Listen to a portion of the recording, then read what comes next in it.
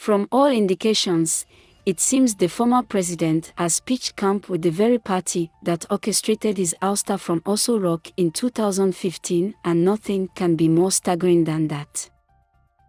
The latest episode in the repugnant series that's playing out in the polity is the shocking reports that the former president, Goodluck Jonathan, may have perfected his plans to contest for the presidency in 2023 on the platform of the Progressives Congress, APC.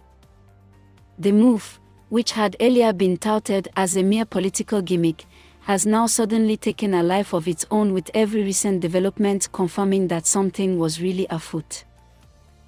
Constitutionally, one can argue that the jury is still out on whether the former president is actually eligible to vie for another 4-year term of office, as legal opinions have been divided on the matter. While lawyers and legal juggernauts continue to hold varying positions on the topic, teaming up with the APC may present Jonathan with an unscalable hurdle in the court of moral responsibility. It's a known secret that the emergence of APC marked the beginning of the end of Jonathan's second-term quest, but what is even worth remembering is the brutal and vitriolic campaigns the then opposition party deployed to ensure his ouster.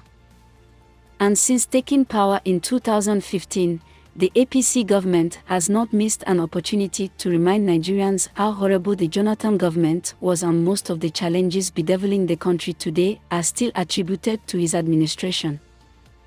It had been recalled that the Buhari-led federal government and the former president's wife, Patience, had a long-drawn legal tussle over some seized funds belonging to firms linked to the former First Lady. While the propriety of that episodic encounter is better left for posterity to determine, one would expect Jonathan to feel disgruntled enough to not want to have any association with the government at the center. However, as typical of any desperate politician, the former president has shown his willingness to endure whatever disrespect is thrown at his name if that's going to ensure his return to power. Barring any constitutional hindrance, Jonathan is no doubt well within his rights to aspire for the presidency once more, but doing so on the platform of the APC would definitely amount to a betrayal of trust and goodwill, not just to his admirers, but also to the People's Democratic Party, PDP, whose platform he used to attain power previously. Indeed, Providence has been mightily kind to Jonathan, but everything Goodluck brought his way would probably have been impossible without the PDP. One can make a compelling argument that the ex-president tops the list of people who have profited amazingly from the party without commensurate inputs. Jonathan steadily climbed the political ladder from being a deputy governor to a governor in Bayelsa State, and from a vice president to eventually becoming the president of Nigeria, all thanks to the PDP. These are the kinds of feats that only reside in the imagination of many politicians, but he was able to scale all the hurdles with relative ease. Even though some of these were bestowed upon him, the party was forced to make some compromises at different times in order not to upset the apple cart. In 2011, after completing the term of President Umaru Musa Yar'Adua, Jonathan contested for the presidency, a decision that derailed the North and South rotational policy of the party. Eventually, the PDP constitution was bent to accommodate his ambition. If there's anything that can be adduced as the reason for the party's downfall in 2015, it is unarguably Jonathan's ambition to seek a second term of office.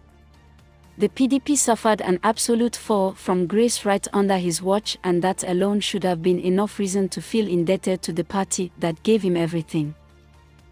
Jonathan left power as some sort of a hero due to his patriotic act of conceding defeat to Buhari even before a formal announcement by the electoral umpire.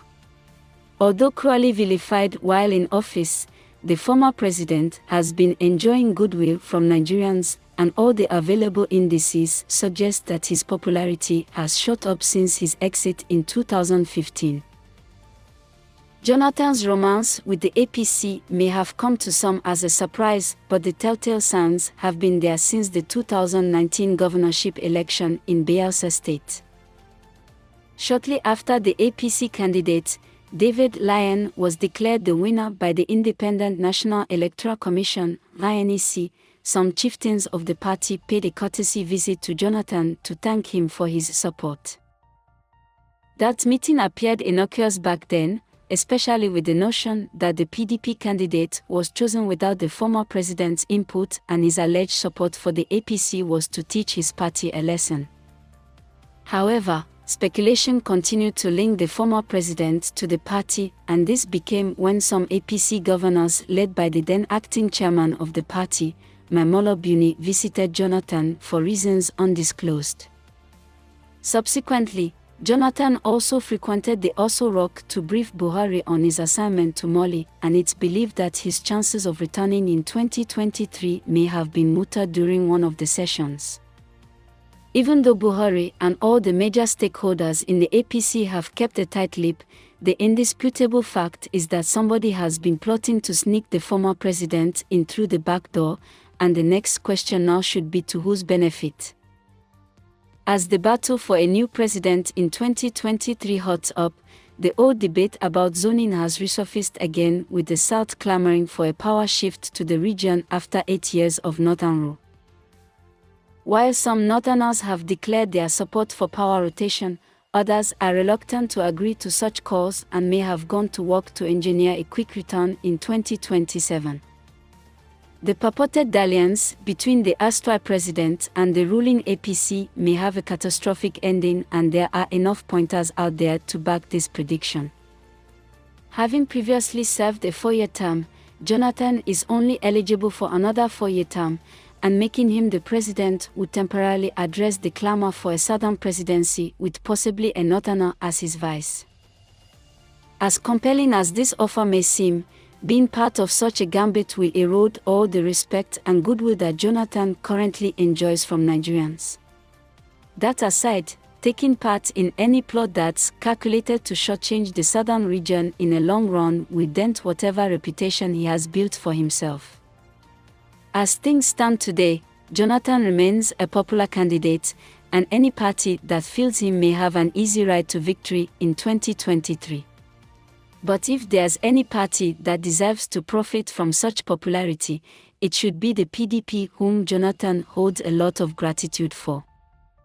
Given that the odds of getting the PDP ticket appear impossible, the former president would do well to associate with the party at this moment rather than staying aloof or hobnobbing with the ruling party. As for the APC, fielding Jonathan as a candidate in 2023 is highly unlikely. However, in the slightest chance that it sails through, such a move will not only cause a split but will also amount to big injustice to all the qualified members who have toiled for the party since its creation.